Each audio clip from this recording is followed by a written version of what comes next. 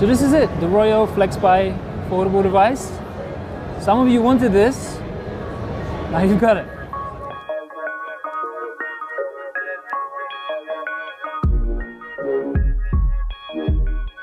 This is the very first announced and distributed foldable phone. They call it a phone, to me it's a foldable tablet because this is the thing that you do. And just as you're about to close it and it feels like it's about to snap broken, it snaps into place. In the case of this device actually, the funny thing is it turns into two phones. So when it's like this in tablet mode is when you can actually use the full 7.8 inches of the display. It's a 4:3 aspect ratio, 308 pixels per inch, 1920 by 1440 resolution. You got speakers up at the top, power button, volume button surrounding a fingerprint sensor, and then basically nothing. USB-C charging port, no headphone jack, and these are the rubber bits which create the hinge. But actually I am a little bit surprised by the reliability of this hinge. Every time I'm trying to close it, it feels like it's just about to break when I get to this point. And then just as I'm like, yeah, this screen is gonna break, it snaps into place and it's quite firm. Now, that does leave you with one of those like Microsoft Surface Book-like gaps back here.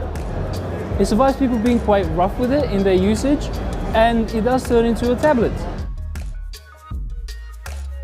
Now, is it a good tablet? Is it a usable tablet? No. Is it a good phone? Is it a usable phone? No. But, okay, Royo is a company that was literally founded for the sake of making flexible displays. The founders of the company, they're Stanford graduates, they founded in 2013 and they came up with a 0.1 millimeter thick flexible display film.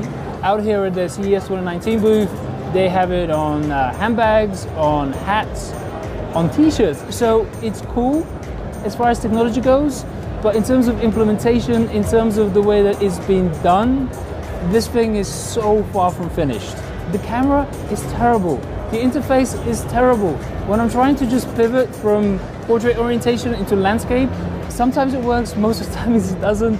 When I'm trying to switch it into phone mode, just the way that you naturally handle it, your fingers are all over the screen, so you're triggering things you don't want to be triggering. At the moment I'm looking at it and it's upside down. I don't know why it's upside down. I'm usually good with technology. I feel like my grandfather, but even the display technology itself, I'm looking at it and it's not particularly great. It has a lot of vibrancy to the colors, as OLED usually does, but it has all of the hallmarks of really, really early AMOLED displays. Like I'm talking AMOLED's first and second generation AMOLED displays. That means there's banding in white sections. The lighting seems to be inconsistent. I'm seeing like these dark patches in the middle of the display. It's not great. Again, making the display flexible is no mean feat. In terms of engineering, that's an achievement. But I just feel like this thing needs plenty more time and plenty more work before it becomes a real retail product, which is funny because Royo is actually selling it in China. They're selling it for 8,999 yuan, which translates to something like $1,320.